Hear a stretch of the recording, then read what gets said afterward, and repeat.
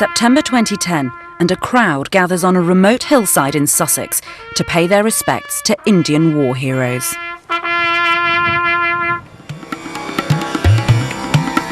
Incredibly, more Indians volunteered to fight for Britain in the First World War than all the Scots, Welsh and Irish combined.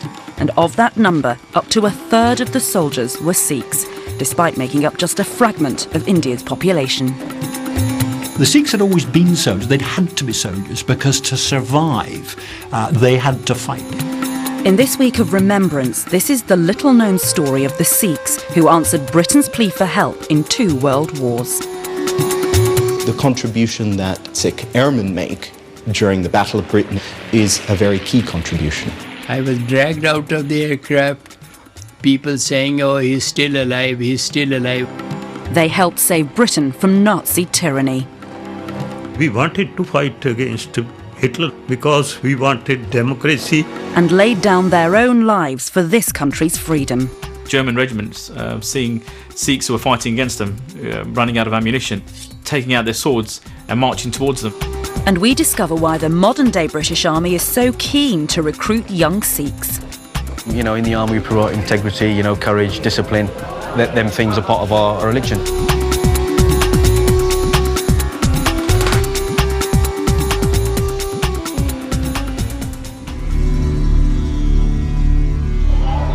To discover why the youngest of the world's great religions radically transformed from largely peaceful origins into a warrior brotherhood, we have to delve back 500 years.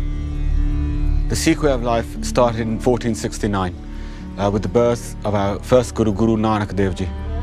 We have to recognize God and love God in all. That's one of the teachings of Guru Nanak Dev Ji. But by the 17th century, the serenity of the Sikh faith was under threat from India's then rulers, the Mughals.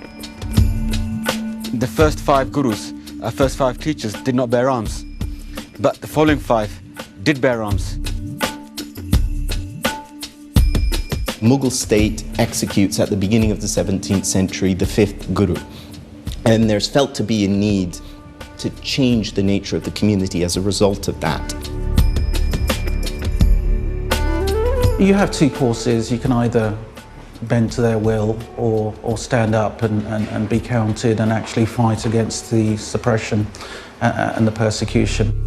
That fear of persecution led to the evolution of a warrior identity, and with the accession of the 10th and final guru, Gobind Singh, it cemented itself as a form of pure Sikhism, known as the Khalsa. The Khalsa is a group of men who are initiated into this group and have to keep on their bodies a set of symbols which have very much to do with military status and military power, and which mark out initiated Sikh men. As well as a commitment to remain faithful to Sikh teachings, the Khalsa vowed to take up arms to defend themselves and others against persecution. And at the end of the 17th century, Gobind Singh proclaimed that when all other means have failed, it is righteous to draw the sword, giving rise to a concept known as saint soldier.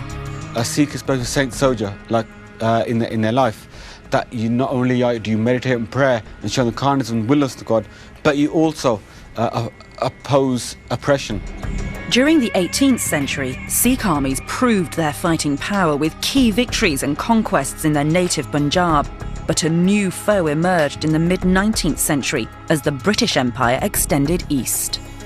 The Sikhs had always been soldiers. They'd had to be soldiers because to survive, they had to fight. They had to fight to survive. If they didn't defend their way of life, it would disappear. The British in 1848, after the Sikh Wars, like many of our best soldiers, we start off by going to war with them. And then the war finishes and both sides reckon that actually the other side is really quite good chaps after all. The British view was it was much better to have the Sikhs on our side than fighting against us. And so it was only a short step to the British saying, look, we've been enemies in the past, but actually there's more between us than divides us. Come and work for us. With the Punjab annexed, the British harnessed the Sikh army's power to strengthen its hold across India, aided by an anthropological approach to managing differences among their Indian subjects. the martial race theory.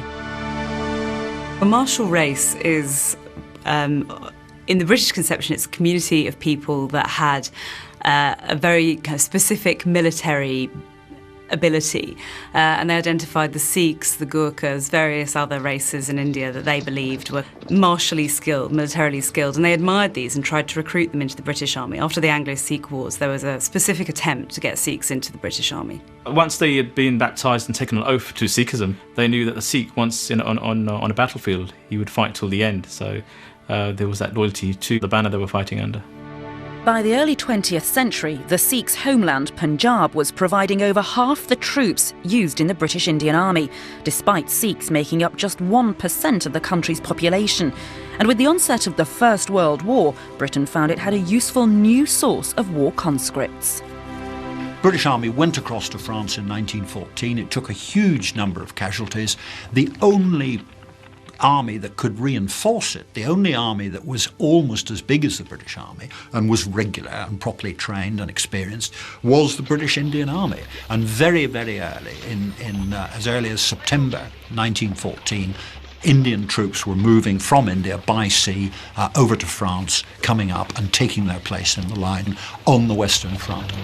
For many Sikhs, bravery on the battlefield was in itself an honourable act. In a letter home, a soldier fighting on the Somme wrote, "It is quite impossible that I should return alive. Don't be grieved at my death, because I shall die, arms in hand, wearing the warrior's clothes. This is the most happy death that anyone can die." Well, by the sheer numbers of the Sikhs that fought, 100,000 men is a great boost to any campaign. And on top of it, the bravery that these Sikh soldiers showed. Some campaigns at some battlefields, the complete regiments were exterminated because they fought to the end. One particular story of a German regiment seeing Sikhs who were fighting against them, running out of ammunition, and all of a sudden taking out their swords and marching towards them, in a rage. So they actually commended this courage that they saw.